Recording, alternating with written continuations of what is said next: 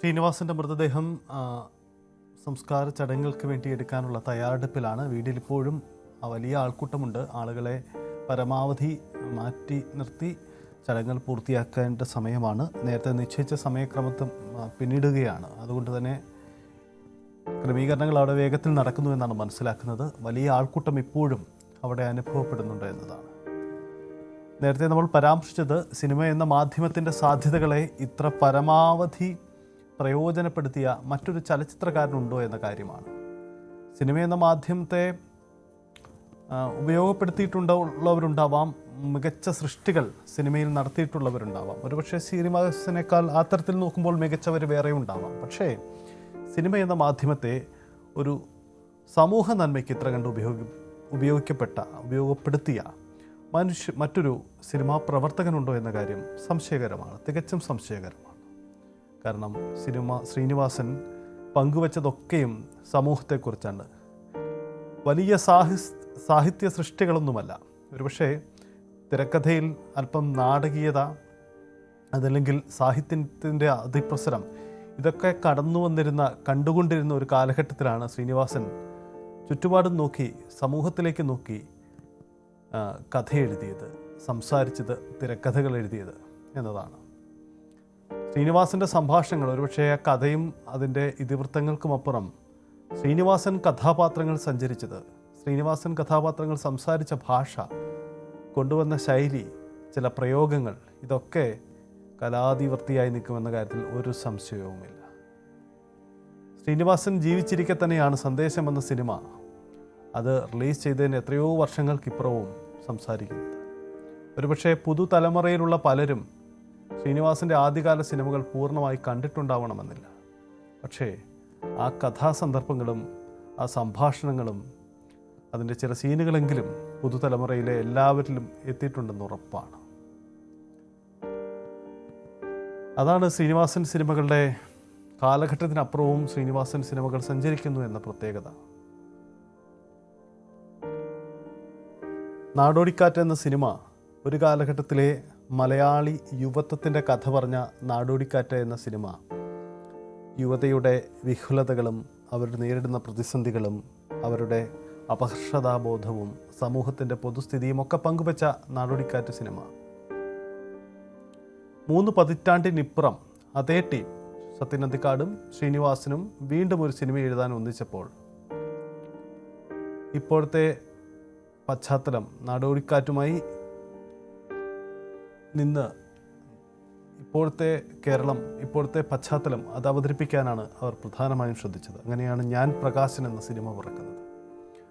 ഞാൻ പ്രകാശൻ എന്ന സിനിമയിലും ആ സിനിമയിൽ പങ്കുവച്ചത് അതിനു മുമ്പുള്ള നാടോടിക്കാറ്റിലെ അതിൽ നിന്ന് എത്ര വ്യത്യസ്തമായ മാറിയ കേരളത്തെക്കുറിച്ചാണ്. തൊഴിലില്ലായ്മയ്ക്ക് പകരം ഇപ്പോൾ തൊഴിലുണ്ടെങ്കിലും തൊഴിലെടുക്കാൻ മലയാളികൾ തയ്യാറല്ല എന്നതാണ് പുതിയ സിനിമ പങ്കുവച്ചത്. നമുക്ക് ദൃശ്യങ്ങൾ കാണുന്നത് അവിടെ അന്ത്യകർമ്മങ്ങൾ അതാണ് നടക്കുന്നത്. അതിനുള്ള ക്രമീകരണങ്ങളുമാണ് അവിടെ നടക്കുന്നത്. വിനീത് ശ്രീനിവാസനും ധ്യാൻ ശ്രീനിവാസനും ഒക്കെ അച്ഛൻ്റെ അന്ത്യകർമ്മങ്ങൾ ചെയ്യുന്നതിന് വേണ്ടിയുള്ള തയ്യാറെടുപ്പിലാണ്. മൃതദേഹം ചിതയിലേക്ക് എടുക്കുന്നതിന് വേണ്ടിയുള്ള ക്രമീകരണമാണ് അവിടെ നടക്കുന്നത്. അതാണ് നമുക്ക് മനസ്സിലാക്കാനാവുന്നത്.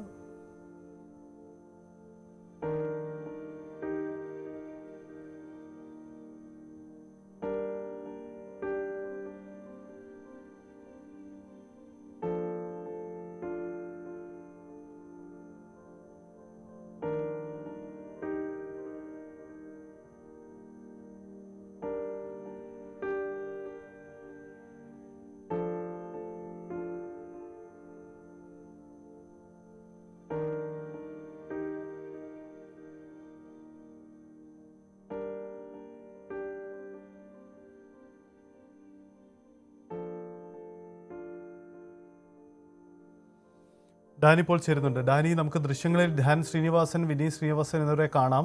അവിടെ അച്ഛൻ്റെ അന്ത്യകർമ്മങ്ങൾ ചെയ്യുകയാണോ അവർ? എന്താണ് ഇപ്പോഴത്തെ ആ ദൃശ്യങ്ങൾ എന്താണ്?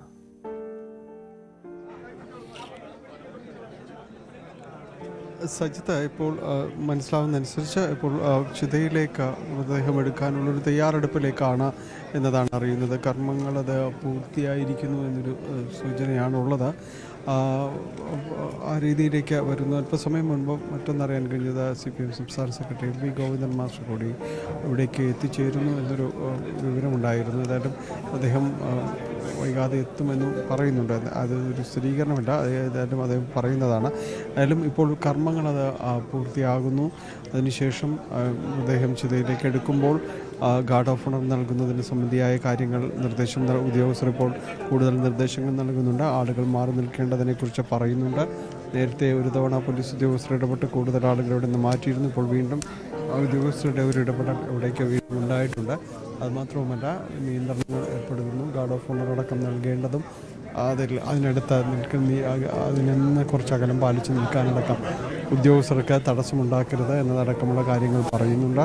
ഒപ്പം ഇവിടെ ഈ അവസാനവട്ട കർമ്മങ്ങൾക്കും തടസ്സം സൃഷ്ടിക്കാത്ത രീതിയിൽ ആളുകളോട് മാറി നിൽക്കാനടക്കമുള്ള ഒരു നിർദ്ദേശങ്ങൾ നൽകുന്നുണ്ട്. ഏതായാലും ഒരു അന്ത്യഘട്ടത്തിലേക്കടക്കം എത്തിയിരിക്കുന്നു എന്നൊരു തോന്നലാണ് ഉള്ളത്. 10 മണിയാണ് നിശ്ചയിച്ചിരുന്നത്. 10 മണിക്ക് പക്ഷേ ചടങ്ങുകൾ തുടങ്ങുകയായിരുന്നു. ഇതിനുശേഷം അത് പൂർത്തിയാക്കാനുള്ള ഒരു സമയമുണ്ടായിരുന്നു. ഇപ്പോൾ ഇനിയത് മൃതദേഹം ചിതയിലേക്ക് എടുക്കുന്നു. അല്പസമയത്തിനകം തന്നെ ആ ഒരു അവസാനവട്ട ചടങ്ങിലേക്ക് കടക്കുന്നതിൻ്റെ ക്രമീകരണങ്ങളാണ് ഇപ്പോൾ നടന്നുകൊണ്ടിരിക്കുന്നത്. ഇപ്പോഴും ആളുകൾ ഇവിടേക്ക് കാണുവാനായിട്ട് എത്തുന്നുണ്ട്. അല്പസമയം മുൻപും ഇവിടെ അനൗൺസ് ചെയ്യുന്നുണ്ടായിരുന്നു ഇനി ആരെങ്കിലും ഉണ്ടെങ്കിൽ വരണം എന്നത് പറയുന്നുണ്ടായിരുന്നു. അപ്പോഴും ഗേറ്റിന് സമീപം നിന്ന് ഒട്ടനവധി പേർ അങ്ങോട്ട് ചെല്ലുന്നുണ്ടായിരുന്നു. ശ്രീനിവാസൻ എന്ന വ്യക്തിയോടുള്ള വളരെയധികം അടുപ്പവും കാര്യങ്ങളും എല്ലാം വ്യക്തമാക്കുന്നതാണ്. ഇവിടെ നമ്മൾ തുടരുന്ന ഓരോ നിമിഷവും അത് തന്നെയാണ് വ്യക്തമാക്കുന്നത്. നിരവധി പേർ ഇവിടേക്ക് എത്തിയിട്ടുണ്ട്. നമ്മൾ ഒരുപക്ഷെ ദൃശ്യങ്ങൾ കാണുന്നുണ്ടാകാം. രാഷ്ട്രീയ, സാമൂഹ്യ, സാംസ്കാരിക മേഖലകളിലെ നിരവധിയായ ആളുകൾ ഇവിടേക്ക് വന്നിരിക്കുന്നു. സിനിമാ പ്രവർത്തകർക്കപ്പുറമുള്ള ഒരു ജനസഞ്ചയം ഇവിടെ രൂപപ്പെടുന്നുണ്ട് എന്നത് തന്നെയാണ്. വലിയ തിരക്കിലേക്ക് ഇപ്പോഴും ഈ പരിസരവും എല്ലാം തന്നെ വലിയ തിരക്കിലേക്ക് തന്നെയാണ് നിലകൊള്ളുന്നത്. പോലീസ് ഉദ്യോഗസ്ഥരടക്കം വലിയ ഈ നിയന്ത്രണങ്ങൾ അത് ആളുകളെ നിയന്ത്രിച്ച് നിർത്താൻ പാടുപെടുന്ന ഒരു സാഹചര്യം തന്നെയാണ് ഇപ്പോഴുള്ളത്. വൈകാതെ അവിടെ ചിതയിലേക്ക് മൃതദേഹം എത്തിക്കുന്നതിന് വേണ്ടിയുള്ള ശ്രമങ്ങളാണ് എന്നതാണ് തോന്നുന്നത്. ചില ക്രമീകരണങ്ങൾ ആ രീതിയിൽ ഇവിടെ ഏർപ്പെടുത്തുകയും എല്ലാം തന്നെ ചെയ്യുന്നുണ്ട്.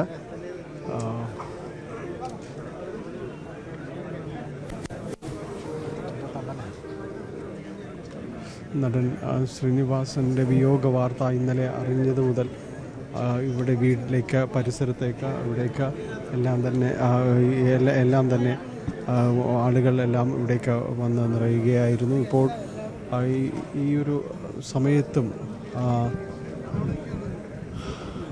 ഇവിടെ വലിയ തിരക്കിൽ തന്നെയാണ് ഈ പരിസരവുമെല്ലാം തന്നെയുള്ളത്. സ്വച്ഛത മനസ്സിലാക്കുന്നതനുസരിച്ച് അല്പസമയത്തിനകം തന്നെ ഒരു അന്ത്യകർമ്മങ്ങളിലേക്കടക്കം നീങ്ങും എന്ന് തന്നെയാണ് അറിയുന്നത്. പോലീസ് ഉദ്യോഗസ്ഥർ അതിൻ്റെ ഒരു ക്രമീകരണങ്ങളെല്ലാം പൂർണ്ണമായും ഒരുക്കുന്ന ഒരു തിരക്കിലേക്ക് മാറിയിട്ടുണ്ട്.